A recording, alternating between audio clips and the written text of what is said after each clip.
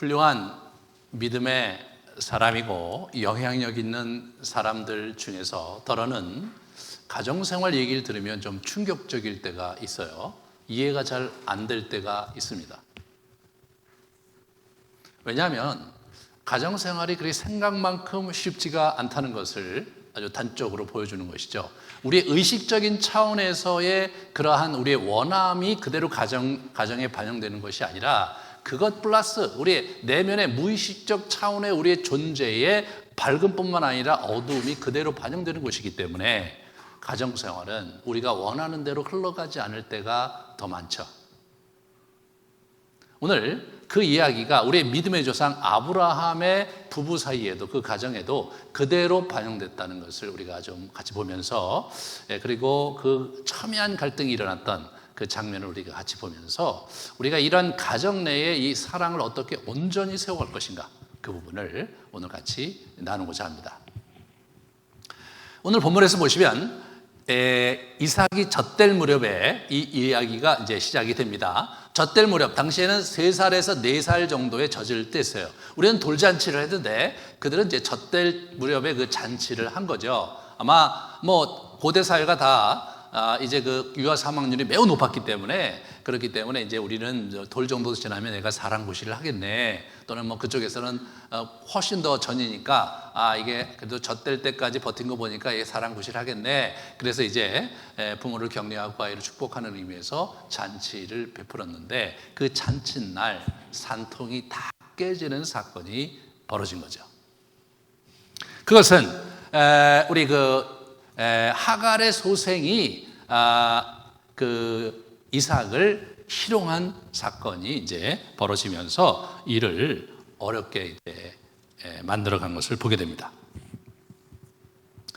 우리가 13살 차이거든요. 그러니까 지금 현재 이스마엘의 나이는 한 17살 전후일 거고요. 이제 우리 이삭의 나이는 30살 정도 됐다고 우리가 이렇게 생각해 볼 수 있잖아요. 그렇게 됐을 때 뭐 형이 동생을 좀 이렇게 30살짜리 이렇게 짓궂게 이렇게 툭툭 쳤거나, 아니면 뭐 옛 녀석아 하면서 이렇게 밀어 또는 뭐 이렇게 양말을 들고 막 이렇게 어렵게 했거나, 뭐 어떤 형태로든지 뭐 그런 일들을 우리가 뭐 일반적으로 집안에서 이렇게 쉽게 볼 수 있는, 또는 뭐 그럴 수 있는 그런 사건인데, 이 부분을 대하는 사라의 감정이 만만치가 않습니다.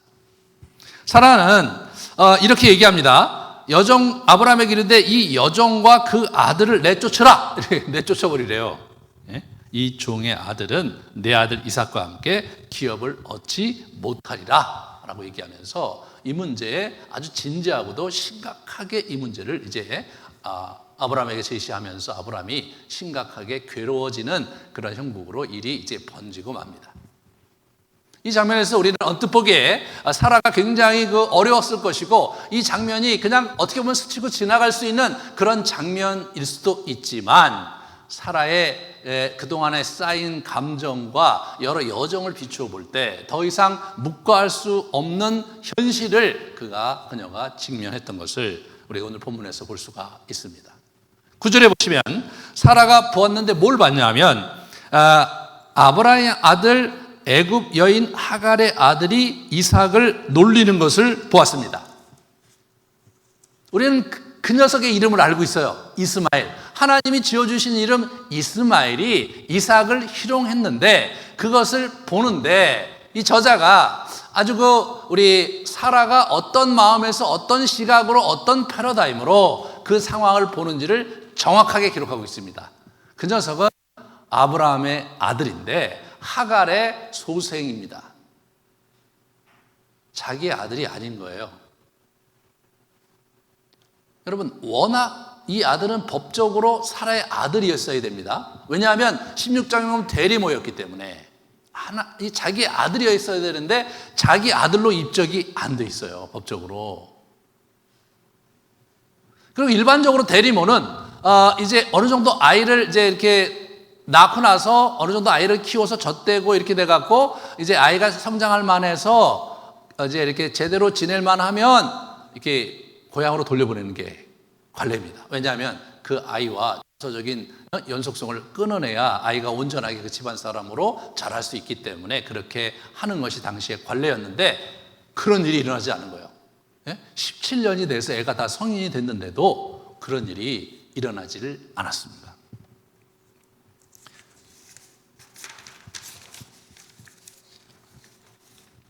그렇기 때문에 지금 우리 이 사라가 이 장면을 긴장 가운데 바라보고 내쫓으라고 하고 상속권을 박탈해야 되겠다고 주장을 한 것입니다.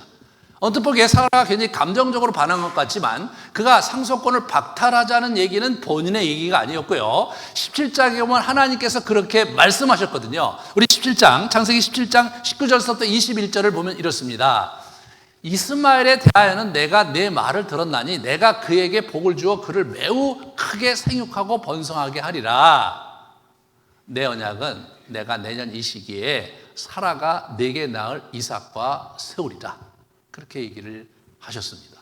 그렇게 함으로써 이 사라에게서 나온 이삭과 이스마엘은 완전히 궤를 달리하는 인생을 살게 될 것이고, 우리가 처음에 내가 너희에게 약속했던 그 창세기 12장의 언약과 그 축복에 대한 그러한 여정은 이삭으로만 흘러갈 것이다 라고 분명히 언급을 했어요.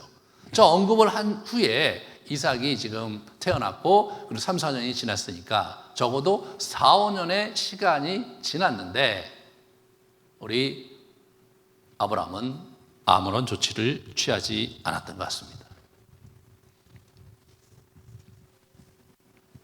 우리는 사라가 얼마나 고통 가운데 있었는지를 엿볼 수 있는 장면이 이제 20장에 가보면 있습니다. 20장 5절을 같이 보면 그가 나에게 이는 내 누이라고 하지 아니하였나이까 그 여인도 그는 내 오랍이라 하였사오니, 자기가 사실은 이렇게 고향을 떠나올 때 그 당시에 이제 굉장히 그 험악한 그러한 세상이었기 때문에 아내가 이쁠 경우에는 남편을 죽이고 아내를 데려가는 그런 관습이 있었다고 그래요. 그래서 두려우니까 그렇게 하기로 해서 지금 이제 이 나이가 된 거죠. 여러분, 창세기 12장에 바로에 가서도 앞에서도 그런 일이 있어서 하나님이 도와주셔서 위기를 모면했던 그러한 경험을 갖고 있는 부부였습니다. 그런데 20장 상황은 좀 더 심각했어요. 왜냐하면 20장은요 12장 상황과는 달리 하갈과 이스마엘이 있는 거거든요. 사라가 없어지면 어떻게 됩니까? 사라와 하갈이 지금 갈등 상황 속에 지난 수년단을 그렇게 보내왔는데 이 집안이 드디어 평화가, 이 집안이 행복이, 사라 없는 집안으로서의 그런 어떤 행복이 넘실넘실 피어날 것 같은 그런 상황이 바로 이런 상황이었고, 사라의 입장에서는 사실은 굉장히 견디기 어려운, 참 마음이 너무 쓰라린 그런 상황이었겠죠. 너무 화가 나니까 이 여자가 그래 오랍이 맞다 그렇게 얘기한 것 같아요. 12장에 가면 그런 얘기가 없어요. 사라 자신이 내 오랍이 맞습니다. 그냥 이제 갈랐으면 좋겠다 이런 생각을 했던 건 아닐까, 이게 짐작을 해봅니다. 그러니까 지난 그러니까 저 때로 보면 20장에서 보면 지난 그 13년 전에 우리 창세기 16장에 자기의 몸종 하갈을 남편의 첩으로 주고 아이를 가졌을 때도 갈등이 있었어요. 그런 상황에서 하갈이 우리 그 사라를 멸시하고 그러면서 갈등이 시작이 됐거든요. 그래서 이제 그것 때문에 갈등이 있어서 결국 하갈이 도망갔고, 도망가는 하갈을 쫓아가셔서 여호와의 천사가 그를 붙드셔서 데리고 오셨어요. 데리고 올 때 그 아이의 이름을 이스마엘이라 하나님이 들으신다, 그런 의미의 이스마엘이라는 이름을 주셨어요. 돌아와서 이 하갈은 승자처럼 그거를 이제 선포를 했고 아브라함이 그녀를 받아들이면서 역학구도는 완전히 뒤바뀌었습니다. 이 가정의 그러한 정서적이고도 그 가족사의 그 주도권과 역동이 하갈과 이스마엘에게 완전히 넘어갔던 것을 우리가 오늘 본문에서 엿볼 수가 있죠. 사실 사라의 지위는 온데 없이 묻혀 있었습니다. 사라는 정분이었고 이스마엘의 법적 권리가 사라에게 있었음에도 불구하고 이스마엘은 사라에게 입적돼 있지 않았습니다. 그리고 하갈이, 그죠? 우리 그 여기서 보면 이스마엘이라는 이름이 안 나오잖아요. 하갈의 소생이라고 나와요. 뒤에 보면 그 아이라고 나와요. 이름을 쓰질 않아요. 하갈의 아바타죠. 이스마엘이 아니라 하갈의 아바타입니다. 하갈의 아바타로서의 이스마엘. 그 이스마엘이 사실은 이제 골치 덩어리가 된 거죠.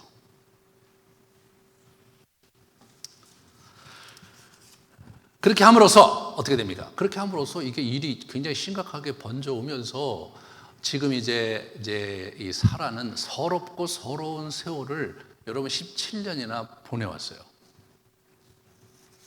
그 고통의 끄트머리쯤에 하나님께서 침묵하고 계셨던 하나님께서 이 사라의 인생에 따뜻한 공기, 훈풍을 보내시는 것이 17장에 나오는 거죠. 90세가 다 된 사라에게 이삭을 주겠다고 약속을 했을 뿐만 아니라 그 이삭이 적자다라고 얘기를 해주신 거예요. 그 이삭이 자기가 나이가 그렇게 들어서 이제 완전히 갱년기가 지났음에도 불구하고 아이를 주실 뿐만 아니라 그 아이가 적자이고 너희에게 내가 주고자 했던 모든 축복을 그 아이를 통해서 흘려보낼 것이라는 엄청난 선언을 해주시면서 사라의 인생의 커다란 변곡점을 맞이한 것이죠. 거기서 끝나지 않고요. 18장에 보면 우리 다시 방문을 해갖고 우리 그 천사들이 방문을 해서 사라가 내년 이맘때에 아이를 가질 거라고 이렇게 약속을 하시거든요.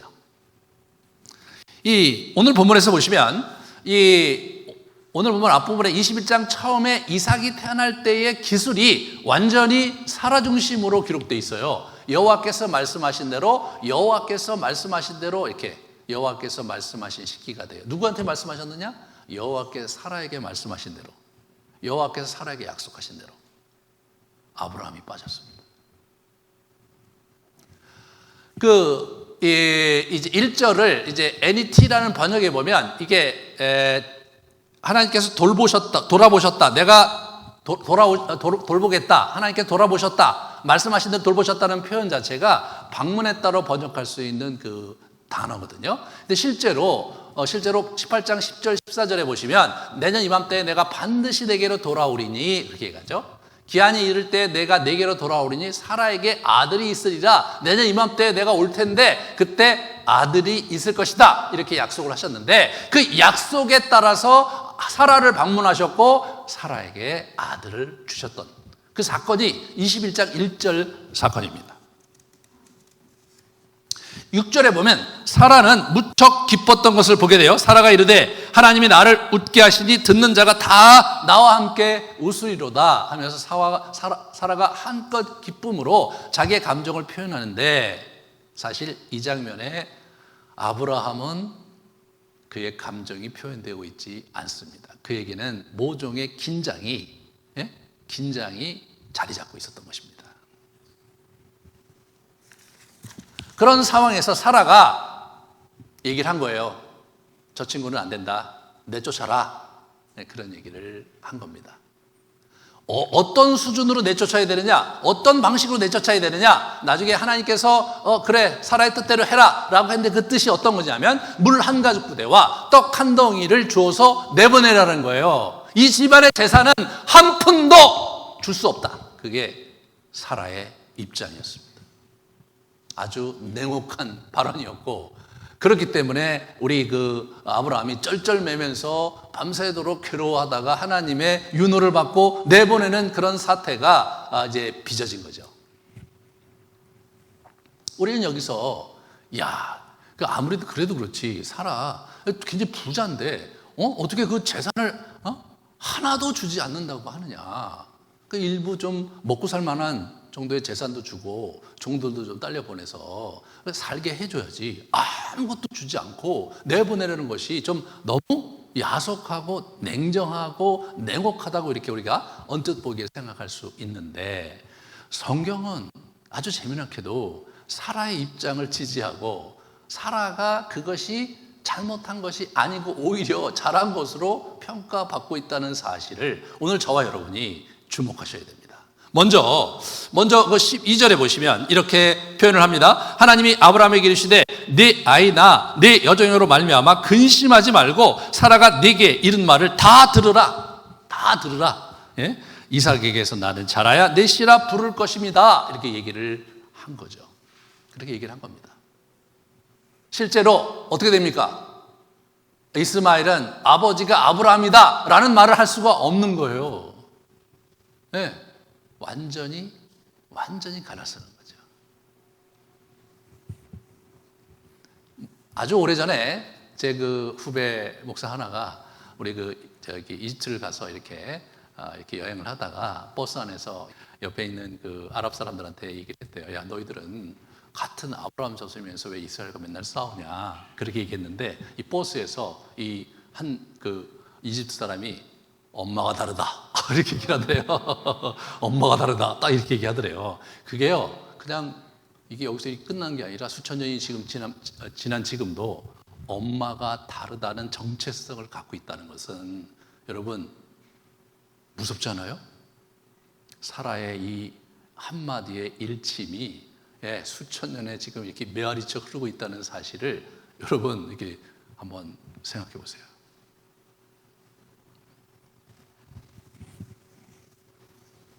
사라는 그래서 지금 이게 문제를 제기한 거죠. 네, 문제를 제기했어요. 아까 봤듯이 사라는 지금 감정적으로 이 문제를 대처한 것처럼 보이는데 내용은 감정이 아니에요. 그죠? 내용은 감정이 아닌 거예요. 사라가요 지금 굉장히 많은 변화를 겪고 있었어요. 우리 히브리서 11장 11절을 같이 보겠습니다. 믿음으로 사라 자신도 나이가 많아 단산하였으나 잉태할 수 있는 힘을 얻었으니 이는 약속하신 일을 미쁘신 줄 알았음이니라 라고 해석을 해줘요, 히브리서 저자가.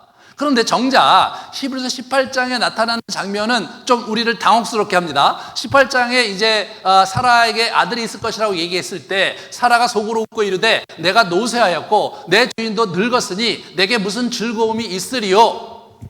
여호와께서 아브라함에게 이르시되 사라가 왜 웃으며 이르기를 내가 늙었거늘 어떻게 아들을 낳으리요 하느냐? 여호와께 능하지 못한 일이 있겠느냐? 기한이 이를 때에 내가 내게로 돌아오리니 사라에게 아들이 있으리라. 사라가 두려워하여 부인하여 이르되 내가 웃지 아니 이를 때 아니라 내가 웃었느니라 이렇게 얘기를 하고 있어요. 그러므로 사라는 의구심을 가지고 저 메시지를 들었던 것이 분명하죠. 그런데 히브리서 저자는 사라가 믿음으로 그것을 기다렸다 이렇게 해석을 해주고 있죠. 네, 그렇습니다. 18장에 그렇게 기록이 되어 있지만 21장에 사라의 모습을 이렇게 1절부터 7절까지 쭉 보시면 하나님께서 사라를 믿음으로 받으셨다고 해석을 한 것입니다. 하나님께서 사라를 돌보시고 사라에게 기쁨을 주시고 약속을 이루셨습니다. 여러분, 성경에서 어떤 사람에게 약속하신 것을 지키셨을 때는 분명한 전제가 하나 있는데, 조건이 하나 있는데, 그것은 믿음으로 하나님의 약속을 기다리는 자에게 그렇게 하신 겁니다. 예, 믿음으로 하나님을 기쁘시게 하는, 믿음 없이는 하나님을 기쁘시게 못하는 거거든요. 그러므로 히브리서 저자는 이 사라가 믿음으로 자신의 아이를 얻을 수 있었다, 그렇게 해석을 해주고 있는 것이죠. 여러분, 우리가 이제 성경을 볼 때 신약의 저자들이 구약을 어떻게 보는가를 보면서 봐야 정확하게 읽을 수가 있는 겁니다. 여러분과 저는 히브리 문학을 잘 몰라요. 그 당시 고대 문헌이 어떤 형태로, 어떤 의도로, 어떤 장르로 기록되어 있는지 잘 모르잖아요. 그런데 21세기 우리의 문서관과 문학관을 가지고 저걸 읽잖아요. 그러면 우리는 쉽사리 사라를 오해할 수 있어요. 성경은요, 그렇지가 않더라고요. 예? 신약의 저자들은 사라를 높이 평가하고 있다는 사실을 가만히 우리가 보면서 성경을 묵상할 때 조심스럽게 구약의 신약의 저자들이 어떻게 생각하는지를 보시면서 성경을 보셔버릇해야 돼요. 성경 해석학의 기초는 신약의 저자들이 구약을 어떻게 이해하고 해석했는가에 이제 시작이 됩니다.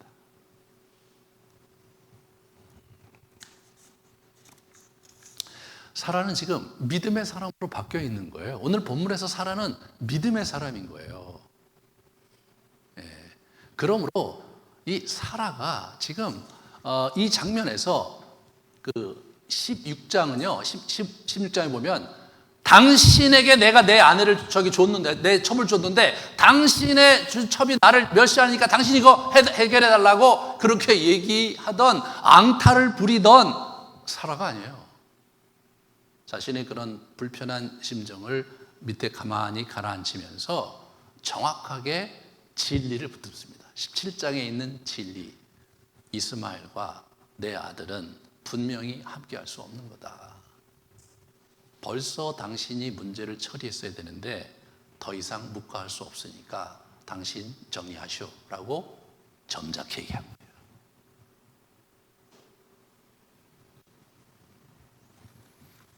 아브라함은 지금 정상이 아닙니다, 여러분. 아브라함은 지금 전문가들에 의하면 기능성 고착, 이런 표현을 써요, 전문가들이. 기능성 고착 상태에 빠져 있는 거예요. 기능성 고착이란 남자들이 어떤 그 생각과 행동을 이게 고집스럽게 고수하면서 어떤 얘기를 해도 듣지 않는 상태, 예? 어떤 얘기를 해도 그걸 바꾸지 않으려고 하는 그런 거를 기능성 고착이라고 한대요. 아브라함이 딱 그거예요. 안 바뀌는 거예요. 분명히 이스마엘을 하나님께서 내려놓고 이삭 중심으로 가야 된다고 얘기하셨으므로 거기에 맞춰서 이스마엘을 미리, 그죠?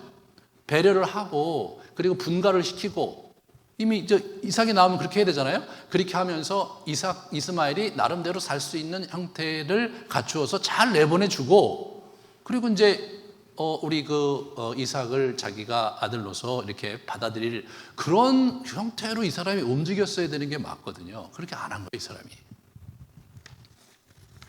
이 사람은요, 이스마엘에 대한 애착이 굉장히 심했습니다. 우리 창세기 17장에 이렇게 보시면 아브라함이 이제 엎드려 웃으며 마음속으로 이르되 100세 된 사람이 어찌 자식을 낳을까? 사라는 90세이니 어찌 출산하리요?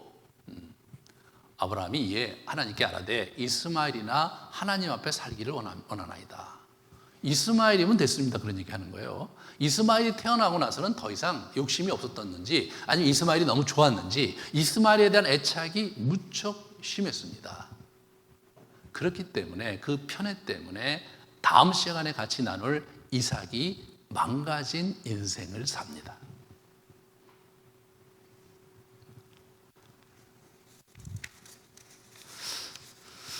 우리가 아까 봤듯이 이 위기 상황 속에 사라를 누이라고 두 번째 반복적으로 실책을 하는 것을 우리가 18장과 19장에 보면 볼 수 있죠. 그죠? 그래서 여기 보시면 내년 이맘때 내가 반드시 내게로 돌아오리니 내 아내 사라에게 아들이 있으리라고 분명히 말씀하셨는데 20장에 가서 그의 아내 사라를 자기 누이라 하였으므로 그랄 왕 아비멜렉이 사라의 사라를 데려간 거예요. 아니, 아이를 주시겠다고 분명히 약속을 받았잖아요. 하나님의 천사가 와서 직접적으로 말씀하셨잖아요.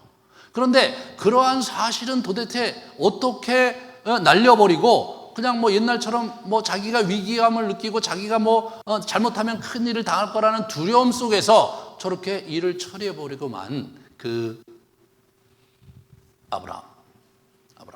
이 사람은 정말 대책이 없는, 말로는 그렇게 한다고 하고 하나님께서 그렇게 하시면 믿음으로 믿었는데 실제로 가정생활에서는 그걸 적용하지 않는 기능성 고착 상태에 있는 아브라함을 보게 됩니다.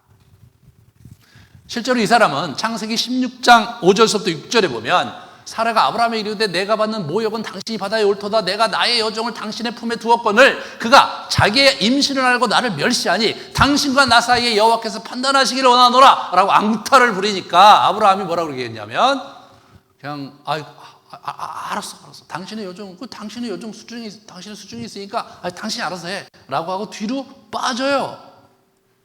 이분이 가장으로서, 이분이 남편으로서 교통정리를 해주고 원칙 가운데 이 문제를 정리를 해야 옳건만은 이 친구가 완전히 뒤로 빠집니다. 아주 무책임한 일이죠. 그리고 지난 17년간 아무런 다른 조치를 취하지 않은 채 그냥 뭉개고 살아온 사람이에요, 이 사람. 그러면 그 옆에서 어렵게 살았던 사라의 심정은 어떻겠습니까?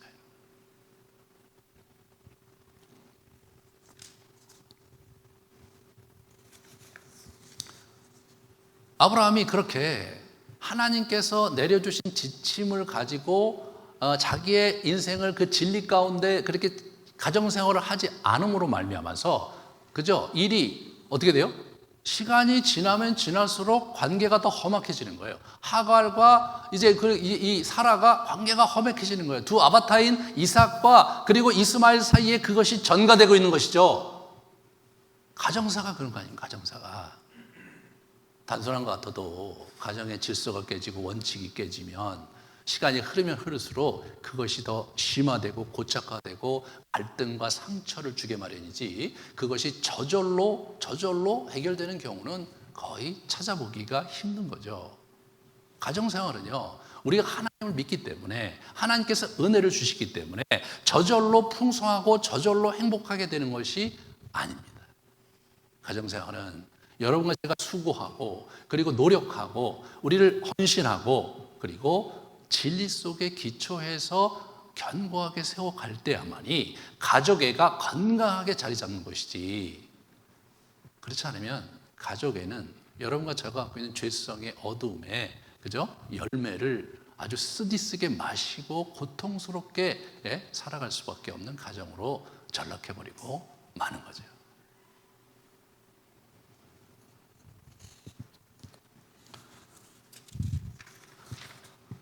우리 아브라함은 16장 이후로 고착화된 자신의 그 어떤 삶의 편향성을 극복하지 못한 채 뭐 아들이 이제 태어났으니까 이 아들 이제 있으니까 되지 않았냐라는 그런 생각에서 그랬는지는 몰라도 자장 그렇게 살면서 그냥 자기 아내하고 하갈하고 막 계속 싸우고 그런 일을 그냥 그렇게 방치한 채 있게 되는 거죠. 일반적으로 우리 지난주에 소개된 책에 의하면 남자들이 쉽게 변하지는 않는다는 거예요. 자기 배우자인 아내가 고통을 당하는 것을 마음 아파하고 고통을 도와주고 싶긴 하지만, 그러나 아내가 고통스럽기 때문에 그 자기를 바꾸는 남자는 굉장히 성숙한 남자래요. 보통 남자들은 아내가 힘들고 고통스럽다고 해서 자기 행동을 바꾸지 않는다는 거예요. 그냥 견딜만 하다고 생각하면 계속 바가지를 당하면서도 꿋꿋이 가는 것이 남자라는 거예요. 남자는 어떻게 해야 바꾸느냐? 자기가 고통스러워야 바꾸다는 겁니다. 아내가 고통스럽기 때문에 남편이 자기를 바꾸지 않는 게 일반적이라는 거예요. 형제들이요. 이게 이제 일반적인 수준에서의 남자들이 그렇게 산다는 겁니다. 사라가요, 17년이나 외롭게 서럽게 살아왔어요. 뭐 하루 이틀 얘기를 했겠어요? 뭐 그리고 허구한 날 울지 않았겠어요? 그런데 우리의 믿음의 조상 아브라함은 끔찍도 안 하고 16, 17년을 버텨온 거예요. 끔찍도 안 하고. 그게 인간인 거예요. 그게 인간인 거예요. 아브라함이 하나님을 믿었고 말이에요. 믿음으로 지금 고향을 떠났고 말이에요. 그래서 막 하나님을 섬기면서 수십 년을 지금 굉장히 어렵게 신앙생활하면서 오로지 그 아브라함의 마음에는 하나님밖에 없어요. 하나님을 믿고 신뢰하면서 그분의 나라를 살고 싶은 열망에 사로잡혀 있는 남자 아브라함이요, 자기 옆에 있는 자기 아내의 고통을 듣고 알고는 있지만 자기가 그것을 자기의 행동을 바꿈으로써, 자기의 정책을 바꿈으로써 그러한 아내가 편하게 되고 또 행복하게 되는 일에 있어서 아무런 조치도 취하지 않은 거예요.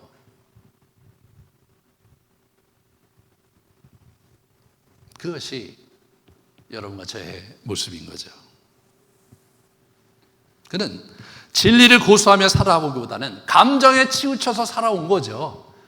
자기 감정에 흘러가는 대로 가정생활을 해온 겁니다. 일반적으로 우리는 사회생활할 때라든가 교회생활할 때는 감정의 기초에서 하기보다는 원리의 기초에서 우리가 살아가죠. 일반적으로 그렇잖아요. 사회생활과 이 교회생활은 그렇게 하죠. 그런데 가정생활만큼은 자기 하고 싶은 대로 하고 싶은 거죠. 자기 감정 속에 살고 싶은 거예요. 어렸을 때부터 형성된 자기 정서가 있어요. 자기 가정생활 하면서 온 긍정적인 정서도 있지만 부정적인 정서가 무의식 중에 흘러오잖아요. 그 부정적인 정서든 긍정적인 정서든 자기 정서잖아요. 그 정서가 흘러가는 대로 살고 싶은 거. 그것이 인간의 이기심이죠. 남자가 아주 심하답니다.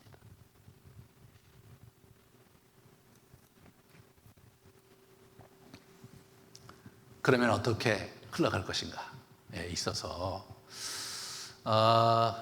그 부부 학교라는 그 책에 나온 제안에 의하면 남자를 고통스럽게 해주는 결정을 해야 남자가 움직일 것이다. 자기가 고통스럽다는 얘기를 아무리 해도 바뀌지 않을 것이다라는 것이 그 책의 권면인데 저도 읽으면서 서늘했어요. 지금요, 이 친구가 왜 움직입니까? 쫓아내라고 하고 있잖아요. 아브라함이 사랑하는 이스마엘을 쫓아내라고 하고 있는 거예요. 그리고 한 푼도 줄 수 없다. 한 푼도 줄 수 없다. 그러니까 어떻게 됩니까? 아브라함이 이제 난리가 난 거예요. 자기가 사랑하는 아들. 여러분, 아브라함이 이삭을 많이 사랑했다고 그렇게 생각하지 마세요. 이삭 사랑한 거 맞지만 이스마엘 더 사랑했습니다. 애착이 컸어요. 인간적으로 볼 때 여러분, 그 10년 동안 막 그 객지 와서 고생하다가 하나님께서 어떻게 하다가 애가 생겼으니 얼마나 좋았겠어요. 자기에게 문제가 있나? 자기 아내가 문제가 있나 했는데 첩을 들여서 잠자리를 같이 하니까 애가 덜컥 생겼어. 그럼 누구 잘못입니까? 사라가 몸에 문제가 있는 거 아닙니까? 그런 상황에서 그 아이가 얼마나, 여러분 86세의 아들을 얻었는데 얼마나 귀엽겠어요. 거기에 완전히 빠져 산 거죠. 인간적으로 볼 때 아브라함으로 충분히 이해할 수 있습니다.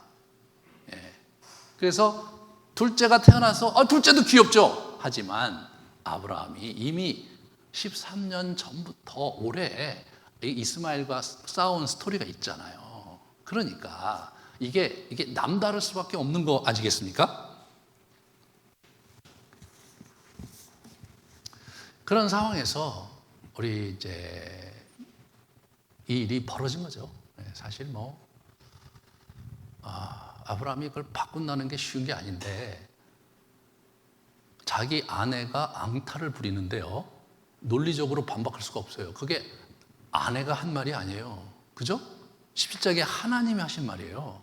그러니까 점잖게 우리 사라는 이제 뭐예요? 자기 이삭이 있어요. 거기다가 하나님이 정통성까지 마련해 주셨고 이스마엘과는 짝할 것이 아니고 완전히 다른 궤를 갈 것이라고 적어도 자기 고향 하란에서 또는 갈대아 우르에서 자기 부부를 부르셨을 때 약속하셨던 모든 축복은 내 아들 이삭으로만 하겠다고 이분이 말씀을 해주셨으니까 사라가 말에다 힘을 줄 이유가 뭐가 있습니까? 여보, 하나님께서 그렇게 말씀하셨는데 이제 저 친구들 내쫓고 이삭 중심으로 갑시다 라고 진리의 근거에서 하나님 말씀의 근거에 선포를 했으니 그동안 우리 사라의 마음을 아프게 했던 남편인 아브라함이 얼마나 할 말이 없잖아요. 정서적으로 그거 좀 봐줘야 되지 않을까? 야, 어떻게 그냥 내보내냐? 이런 얘기를 못하죠. 지난 세월. 그리고 얼마 전에 20장에서 자기 아내를 또 누이동생으로 속여서 갔다가 아비멜렉에게 바치려고 했던 그놈이 아브라함인데 아브라함이 그거 어떻게 그렇게 얘기하겠습니까? 말을 못하는 거예요. 말을. 전전긍긍하면서 괴로워. 어떻게 아브라함이 그 어려운 상황을 벗어나는가? 그것은 하나님의 말씀을 받아들이고 그리고 믿고 진리 가운데로 돌아섰을 때 그 어려움을 헤쳐나오게 됩니다. 그는 하나님께서 사라 편에 있는 걸 보셨어요. 하나님께서 이삭으로 흘러가는 걸 자기가 보셨고 그리고 이제 하나님께서 또 12절에 자기에게 맞다, 근심하지 말고 사라가 원하는 대로 해야 된다 라고 분명히 언급해 주셨죠. 그러니까 이 사람이 어떻게 돼요? 그걸 받아들이는 거예요. 그걸 받아들이는 거예요. 그래서 사라의 원칙적 요구대로 그것을 이제 하는 걸 보게 돼요. 사라의 원칙적인 요구가 뭐예요? 한 푼도 주지 말라는 거예요. 한 푼도 주지 말라는 거예요.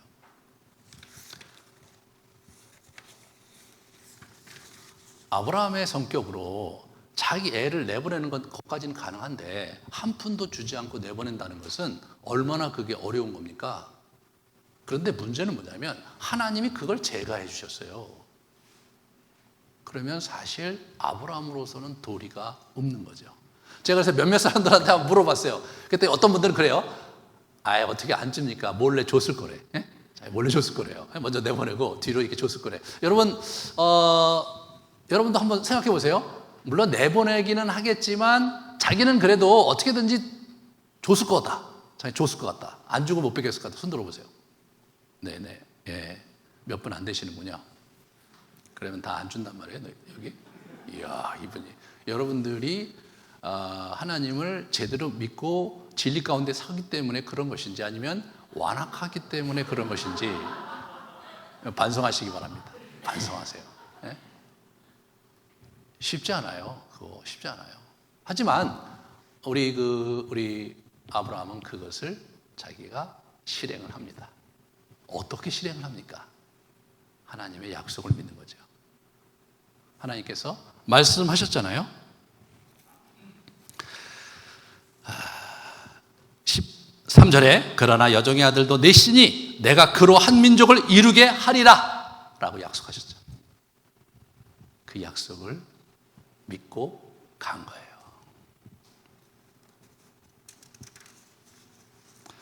하갈은 어떻게 됩니까? 완전히 이제 다시 광야로 내몰리는 그런 상황으로 가죠. 하갈을 하나님께 왜 버리셨습니까? 16장 9절에 보면 가서 네 종 사라에게 복종하라 라고 말씀하셨어요. 이 친구 복종 안 했습니다. 이 친구 복종을 안 한 거예요. 이 친구는 약속을 믿고 산 여인이 아닌 거예요. 이 친구는 믿음이 없는 자인 겁니다. 신약에서 사도 바울은 그렇게 이 사라를 재해석해주고 있는 거죠. 언약이 약속이 있는 자와 약속이 없는 자로 구분해서 갈라디아서에서 해석을 해주죠. 여종에게는 육체를 따라 낳고 자유 있는 여자에게는 약속으로 말미암았다. 여종의 아들이 자유 있는 여자의 아들과 더불어 유업을 얻지 못하리라 하였다. 그죠? 그래서 우리가 이 하갈이 왜 내쫓임을 당했느냐? 하나님의 명령을 순종하지 않은 거예요. 순종하지 않은 것은 성경의 문맥에서는 하나님을 신뢰하고 믿지 않은 것입니다. 하갈은 하나님을 믿는 자가 아니었습니다. 그래서 하갈은 하나님께서 내치신 것이죠. 약속된 그러한 큰 민족을 이루어주겠다는 그 일은 하나님께서 이루시지만 어떻게 돼요? 관계는 포기하신 거예요. 관계를 포기하신 거예요. 이게 정말 무서운 거죠.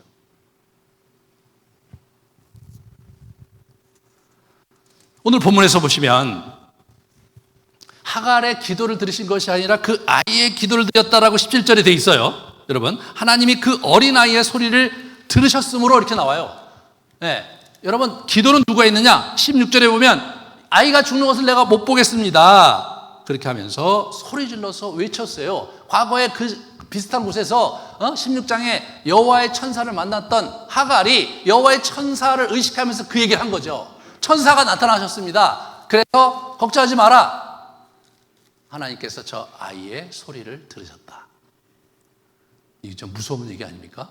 아이는 지금 아이는 기진맥진해서 거의 저쪽에 쓰러져 있어요. 아이가 여기서 지금 부르짖는 사람 누구냐? 이 사람 하갈이에요. 근데 하나님의 천사가 나타나서 걱정하지 마라. 약속대로 내가 함께 할 것이고 저 아이의 소리를 하나님이 들으셨다.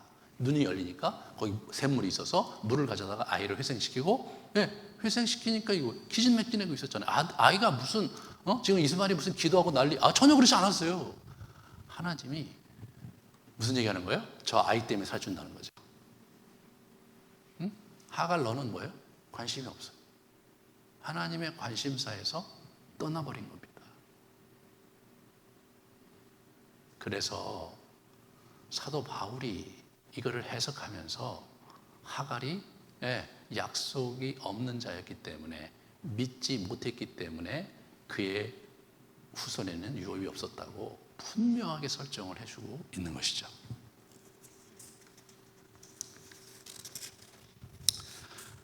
여기서 우리는 아브라함의 후손이 중요한 게 아니라 아브라함의 후손이면서 사라의 후손이어야 된다는 거예요. 사라의 후손. 아브라함도 믿음의 조상이고 사라도 믿음의 사람이었거든요. 믿는 자의 조상의 후손이야말로 하나님 나라의 자녀로서의 특권을 얻게 되는 것이지, 믿음 없는 자들의 여정 속에 하나님의 축복은 없다. 그거죠. 오늘 본문에서 우리가 좀 이 사라의 위상을 다시 재해석하면서 이 가정이 아브라함 혼자 세운 가정이 아니라 사라가 같이 세운 가정임을 주목해야 됩니다.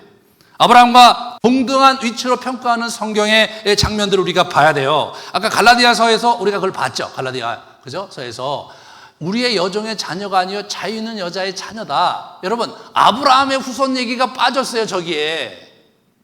네? 아브라함의 후손이면 어떻게 돼요? 우리가 그리스도 안에 있으면 아브라함의 후손이고, 아브라함의 후손이면 그의 유업을 이을 자다. 그런데 여기에 빠진 게 있죠? 그 여종의 자녀가 아니라 자유 있는 여자의 자녀여야 된다 이거예요. 그것은 뭐예요? 믿음으로 주를 붙드는 자가 바로 그 사람이라는 거예요. 혈통으로 아브라함의 후손을 주장했던 자는 뭐예요? 하갈이에요. 하갈. 하나님을 신뢰하지 않고 하나님의 뜻을 행하지 않았던 하갈이죠. 베드로전서와 이사야서 한번 같이 보겠습니다. 베드로전서 보면 사라가 아브라함을 주라 칭하여 순종한 것 같이 이렇게 나오죠. 남편들아 이와 같이 지식을 따라 너희 아내와 동거하고 그를 더 연약한 그릇이요 또 생명의 은혜를 함께 이어받을 자로 알아. 귀히 여겨라. 너희가 기도가 막히지 아니할 것이다 라고 얘기해 주면서 아브라함과 사라가 하나의 그 영적으로 한 정체성을 가진 존재로서 영적으로 하나라는 것을 분명히 언급해 주고 있는 것이죠. 그러면서 사라가 아브라함을 주라고 칭한 거, 즉 18장, 창세기 18장에 나오거든요. 그 말씀을 이게 주목하면서 베드로 사도도 이 사라의 역할을 부각시키고 있는 거예요. 아브라함 가문은 아브라함의 믿음으로 만들어진 가문이 아니라 사라가 믿음으로 함께 화합해서 만든 가문이 아브라함의 가문이라는 거예요. 네? 그런 거예요. 여러분, 이삭과 리브가가 이삭의 후손, 이게 리브가가 후대에 와서 강조되지 않아요. 우리 그 라헬과 레아도 강조되지 않아요. 이 창세기에 있는 여인 중에서 저 사라의 위치가 아주 강하게 강조되고, 이사야에도 보면 너희 조상 아브라함과 너희를 낳은 사라를 생각하여 보라 라고 얘기하면서 아브라함과 사라를 동등한 위치에 세워서 그리고 그들을 바라보면서 우리의 믿음의 삶을 어떻게 살아야 되는지를 보라고 권면하고 있는 겁니다. 사라가 어떻게 아브라함을 변화시킬 수 있었습니까? 그것은 아브라함에게 고통을 주는 정책을 취했기 때문인가요?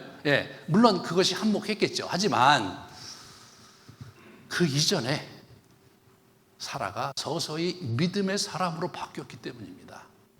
자기가 갖고 있는 상처와 서러움에 빠져갖고 우울하고 침체를 보내는 그런 여인이 아니라 하나님께서 자기에게 주신 약속을 붙잡고 믿음으로 진리를 가지고 자기를 세워가니까 어떻게 돼요? 그 세워가서 그러니까 거기에서 어떻게 돼요? 권위가 생기는 거죠. 사람은요, 자기가 존경하는 사람, 존중하는 사람의 말을 듣죠. 자기가 존경하지 않고 존중하지 않는 사람 얘기는 무시하죠. 잘 듣질 않아요. 남녀가, 이 부부관계도 마찬가지거든요. 그죠? 서로가 서로를 존경할 수 있을 때에 서로가 정당하게 서로에게 귀담아 듣고 그리고 진리 가운데 행하게 되는 겁니다. 그러므로 우리 각자가 진리의 사람으로, 진리를 믿는 믿음의 사람으로 자기 자신의 정체성을 세워가야 되는 겁니다. 우리 FIC에서 하는 게 그거거든요. 그럴 때 비로소 건강하게 부부관계가 완성도 있게 살아가며 그 가정이 진정한 하나님의 사랑과 예수 그리스도의 사랑의 그러한 가정으로 꽃피울 수가 있는 거죠. 우리의 노력과 원함만으로는 우리 가정의 행복을 장담할 수가 없습니다. 훌륭한 믿음의 사람 아브라함도 자신의 가정을 온전히 이룰 수가 없었습니다. 사라가 믿음의 사람으로 바뀌고 사라가 분명한 진리를 원칙으로 제시하면서 가정을 세워가려는 그러한 도전을 했을 때 비로소 이 가정이 복된 가정으로 세워지는 거죠. 정서적인 차원에서는 아브라함은 이스마엘과 함께 살고 싶었죠. 그죠? 떠나보내고 싶지 않았으니까 그렇게 17년 동안 전전긍긍하지 않았겠습니까? 네. 아브라함의 정서로서는 같이 사는 게 맞는데 그러한 정서적인 결단, 정서적인 이유 때문에 그렇게 할 때 비극으로 치닫게 될 수가 되게 쉽다는 거예요, 우리가. 왜냐하면 그 정서가 건강한 정서가 아닐 때가 많잖아요. 지금 질서가 없이 자기가 그냥 이스마엘을 사랑한다는 그 애정, 본능적인 애정, 그 애정으로 지금 이게 딱 붙잡고 있으니까 자기 아내가 망가지고 집안이 풍지박산 나는데도 이 사람이 움직이지 않고 그리치는 거예요. 그게 정서 중심적인 가정생활을 할 때 나타나는 현상이죠. 필패하고 반드시 갈등과 상처를 낳게 되는 겁니다.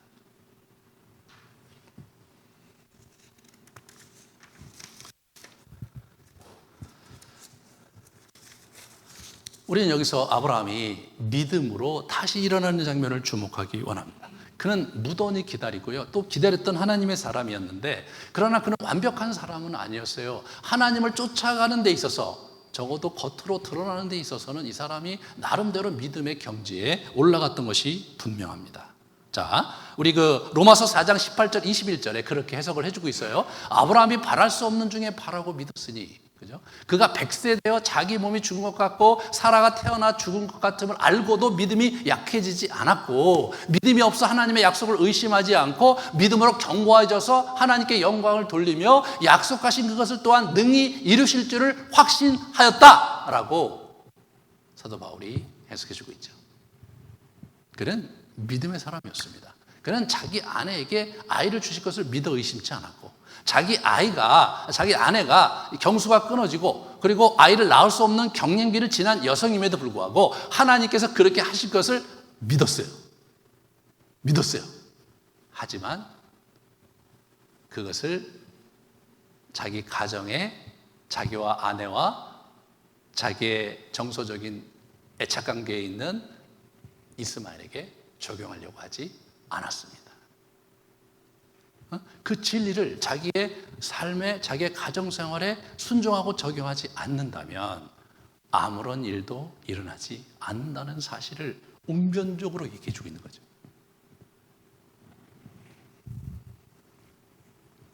오늘 본문에서 이 사람이 믿음의 방정식을 찾아서 그것을 붙잡는 장면을 우리가 보게 되는 거예요. 12절에 보시면 어떻게 합니까? 이제 하나님 말씀을 그렇게 하잖아요. 이제 요정대에 근심하지 말고 사라가 내게 이른 말을 다 들으라 이렇게 얘기를 했죠. 14절에 아브라함이 아침에 일찍 일어나 떡과 물 한 부적부대를 가져다가 하갈의 어깨 위에 메어주고 그 아이를 데리고 가게 하니 하갈이 나가서 브에르세바 광야에서 방황했다. 참이 딱한 일입니다. 내가 보니 저쪽으로 지나다 보면 거기 오아시스가 하나 있는데 거기가 살만하다. 일단 거기 가거라. 이렇게 얘기한 게 아니에요. 이 사람이 결정한 건 뭐예요? 지금은 헤어져야 될 때이고 지금은 하나님의 명령에 의하면 아무것도 줄 수 없는 때이며 지금은 어떻게 어디로 가야 할지 말할 수 없는 때라는 걸 받아들인 거예요. 이게 여러분 부모로서 할 짓입니까? 이거 진짜 어려운 거죠. 네, 어려운 거예요. 어떻게 이 사람이 그렇게 할 수 있었습니까? 하나님의 약속 그 진리를 믿기로 선택한 거예요, 이게. 예? 하나님께 내가 책임질 테니까 걱정하지 말고 너는 아무것도 줄 필요가 없어. 이렇게 말씀하셨잖아요. 내가 책임지겠다고 말씀하신 그 말씀을 액면가 그대로 믿기로 선택하고 실행을 한 거예요. 그래서 어떻게 됩니까? 실제로 물이 다 떨어졌을 때 하나님의 천사를 보내서 그 친구를 챙기고 그의 후손을 챙겨서 한 민족을, 큰 민족을 이루게 했고 12두령이나 되는 가문을 이루게 하셨습니다. 하나님께서 그 아들을 책임지셨습니다.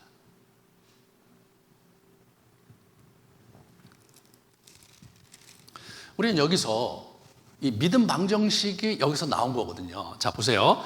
진리를 믿기로 선택하는 거예요. 그리고 어떻게 돼요? 그리고 그걸 행동으로 옮기면 감정이 따라오는 거예요. 그 감정은 하나님의 은혜, 성령께서 역사하시는 은혜 속에서 그것이 진짜 맞구나, 그렇게 되는 거예요. 우리가 진리가 있으면 믿어져서 믿는 게 아니에요. 믿기로 선택하는 거예요. 그리고 행동에 옮기면 어떻게 돼요? 나중에 은혜 가운데 믿어지는 거예요. 그 원리를 그대로 캐내서 우리 로마서와 갈라디아의 심장으로 삼은 이가 있으니 그게 바로 바울인 거예요. 바울의 믿음의 원리는 아브라함의 인생에서 나온 거예요. 그러니까 바울은 아브라함을 믿음의 조상이라고 부른 거죠.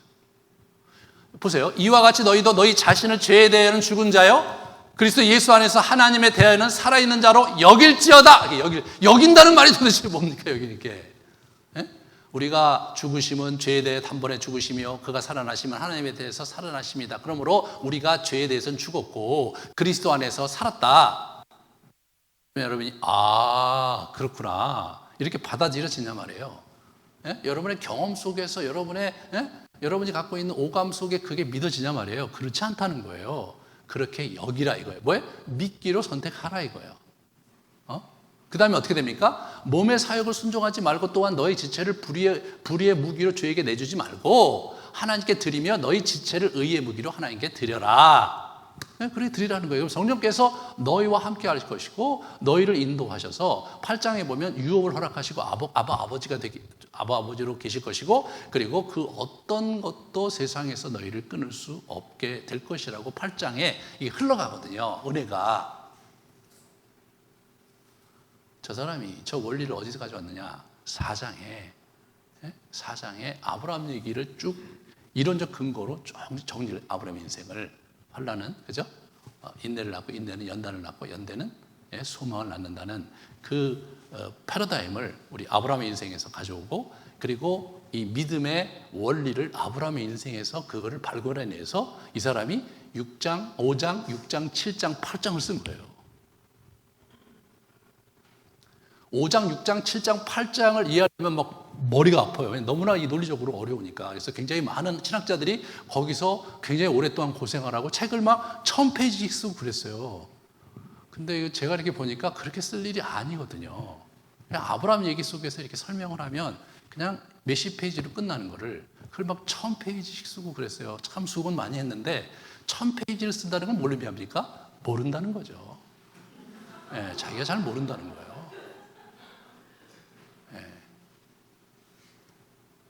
아브라함의 이야기와 함께 우리 로마서를 읽으면 저게 입체적으로 다가오는 거예요. 저게 뭐냐? 아브라함의 생애 보니까 자기 아들을 물 한 가죽 부대하고 떡 한 덩이 써서 내보낸단 말이에요. 어디로 가라는 얘기도 없이 방황하는데 광야에서 그 남자가 할 짓이에요? 아버지가 할 짓이에요? 그런데 그는 그렇게 했다. 왜? 하나님이 약속하셨으므로 믿기로 결단하고 그리고 행동에 옮겼다. 그럼 어떻게 됐냐? 하나님이 챙겨주셨다. 그게 바로 믿음의 방정식이다. 그러므로 우리도 예수 그리스도 안에서 우리 과거가 다 우리 육신이 죽었고 죄에 죽었고 이제 그리스도 안에서 살았다. 그거를 믿기로 선택하라 이거예요. 그리고 우리가 하나님께 우리 자신의 삶을 선한 병기로 자꾸 드려라 이거예요. 그러면 그분의 은혜가 우리 가운데 임할 것이고 그분이 우리 생에 역사할 것이고 우리가 그분의 축복과 그분과의 깊은 아버지로 삼고 살아가는 친밀한 역동이 우리의 삶에 일어날 것이다라고 사도 바울이 해석을 해주고 있는 거예요. 그래서 궁극적으로 어떻게 됩니까? 하나님의 친구여 벗으로 성장해 갔죠. 마지막 걸 한번 보여주십시오. 그러나 나의 종 너 이스라엘아, 나의 택한 야곱아, 나의 벗 이스라엘 아브라함의 자손아. 아브라함이 자기의 벗이 된 거예요. 야고보서 2장에 그 얘기를 합니다. 아브라함이 하나님을 믿으니 그것을 의로 여기셨다는 말씀이 이루어졌고 그는 하나님의 벗이라 칭함을 받았다. 그는 하나님의 친구로 살았습니다. 예수 그리스도께서 요한복음 15장에 자기 제자들에게 우리 이제 친구하자. 친밀하게 같이 살자. 그 신뢰관계 속에서 함께 동거하며 하나됨을 누리고 연합됨을 누리면서 이 땅을 영원토록 살자. 그것이 예수 그리스도의 초청입니다. 우리 각자가 예수 그리스도를 가운데 깊은 친밀함에 들어가기 위해서는 진리를 붙잡고 그걸 믿음으로 선택하는 이 믿음 방정식을 가지고 우리 삶을 자꾸 연마하는 거예요. 그걸 우리가 지금 FIC에서 하는 거예요. 어떻게 하느냐? 그 진리의 말씀을 선포하는 거예요. 자꾸 선포하는 거예요. 선포할 때 성령께서 진리의 영이 우리에게 오셔서 역사하시는 겁니다. 그게 역사하시는 거예요. 그러면서 우리 안에 그 하나님의 진리의 말씀이 실현되고 구체적으로 펼쳐지는 것을 경험하면서 하나님의 은혜와 그분의 살아계심을 체험하면서 내가 그분과 함께 이 땅을 사는 게 맞고 그분이 날 사랑하는 게 맞구나라를 뒤늦게 우리가 확인하면서 우리의 여정을 갈 때에 진정한 의미에서의 가족애가 회복될 수 있는 거죠. 내가 그렇게 살고 내 배우자가 그렇게 산다면 때로 갈등과 어려움이 있다 손치더라도 슬기롭게 진리 가운데 우리 가정을 세우며 온전한 가족애를 완성할 수 있지 않겠습니까? 그것이 없다면 수많은 이론과 그죠? 그리고 수많은 지식이 우리 가정을 행복하게 만들 수 없을 것입니다. 사랑하는 여러분, 아브라함이 보여줬던 이 실패 속에서 얻은 교훈과 원리가 여러분에게, 여러분의 가정에게 이루어지기를 주님 안에서 축원합니다.